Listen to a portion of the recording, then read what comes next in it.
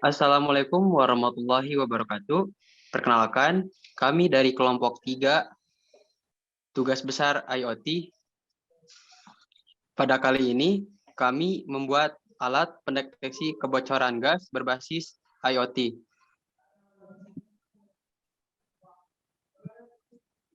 Di sini kami beranggotakan 6.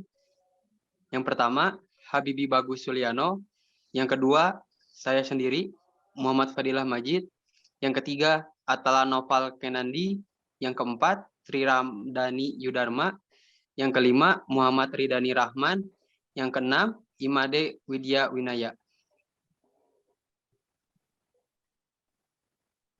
Latar belakang kami membuat alat ini, yaitu di Indonesia seringkali kebakaran yang diakibatkan oleh kebocoran gas. Dari masalah tersebut, kami ingin membuat solusi kepada masyarakat agar apabila terjadi kebocoran gas dalam keadaan rumah kosong, akan ada notifikasi yang terpasang di dalam HP dan juga ada sensor suara. Semoga dengan solusi ini kami bisa membantu masyarakat. Lanjut.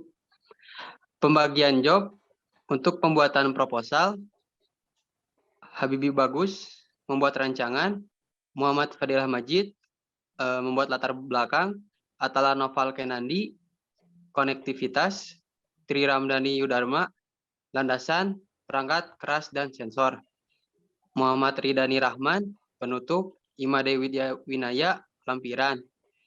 Dan untuk pembagian job pembuatan alat, ya ini dibagi 2. Untuk hardware, Imade Widya Winaya, Muhammad Fadilah Majid, dan Atala Noval Kenandi. Dan untuk back-end, Tri Ramdhani Yudarma, Muhammad Ridani Rahman, dan yang terakhir Habib Bagus Suliano.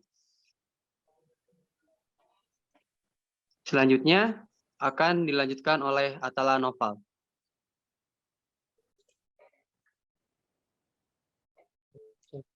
Selanjutnya perkenalan alat. Yang pertama itu ada Note MCU IS8266. Note MCU itu adalah sebuah board elektronik yang berbasis chip ESP8266 dengan kemampuan menjalankan fungsi microcontroller dan juga koneksi internet. Terdapat beberapa pin I/O sehingga dapat dikembangkan menjadi sebuah aplikasi monitoring maupun controlling pada proyek IoT. Next.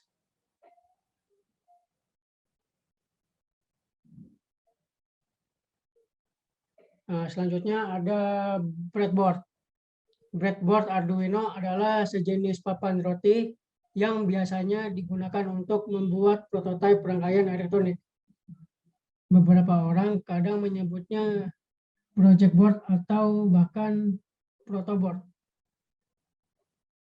Next.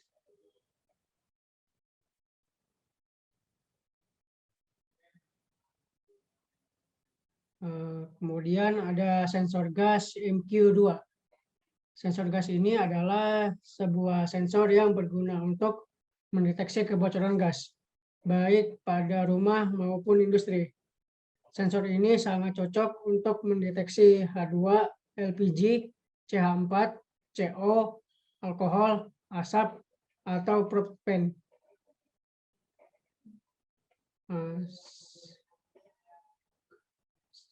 Kemudian ada LCD 16x2. LCD 16x2 adalah salah satu penampilan yang sangat populer digunakan sebagai interface antara microcontroller dengan usernya. Dengan penampilan LCD 16x2 ini, user dapat melihat atau memantau keadaan sensor ataupun keadaan jalannya program. Penampilan LCD 16x2 ini bisa dihubungkan dengan microcontroller apa saja.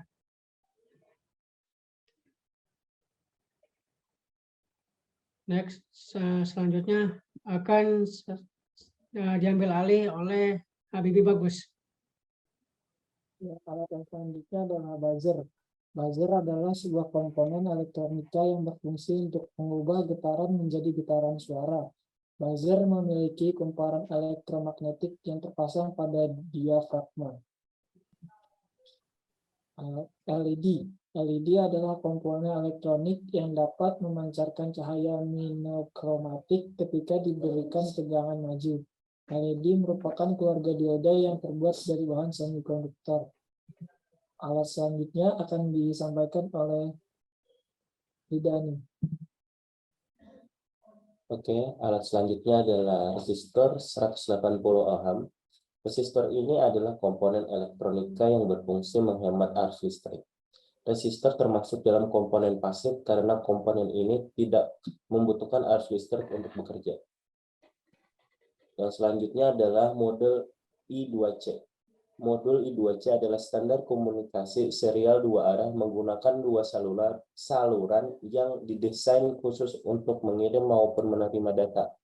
Sistem I2C terdiri dari saluran SCL atau serial clock dan SDA atau serial data yang membawa informasi data antara I2C dengan pengontrolnya.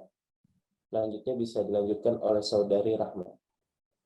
Berikutnya adalah beberapa kabel jumper. Kabel jumper adalah penghubung listrik dengan masa pakai ulang hanya beberapa kali. Alat ini digunakan sebagai pengganti saklar.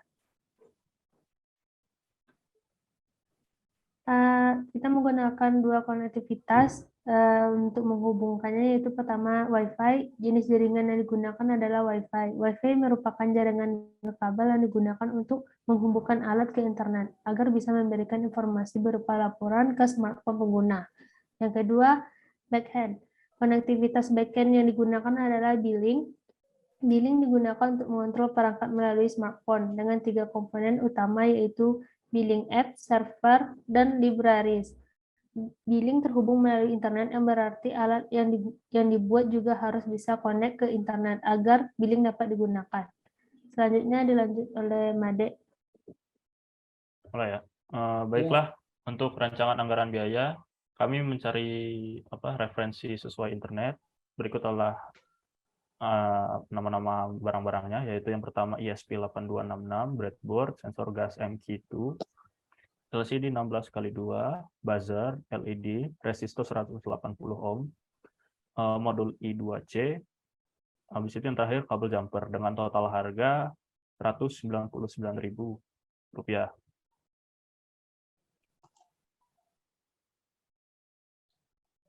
Nah, kemudian berikut adalah gambar dari flowchart dan gambar dari rangkaian alat kami. Yang pertama saya menjelaskan alat flowchart-nya. Flowchart dimulai, kemudian input masuk ke dalam sensor yang akan mengaktifkan ESP8266. Kemudian menyalakan LCD, bila aman maka selesai.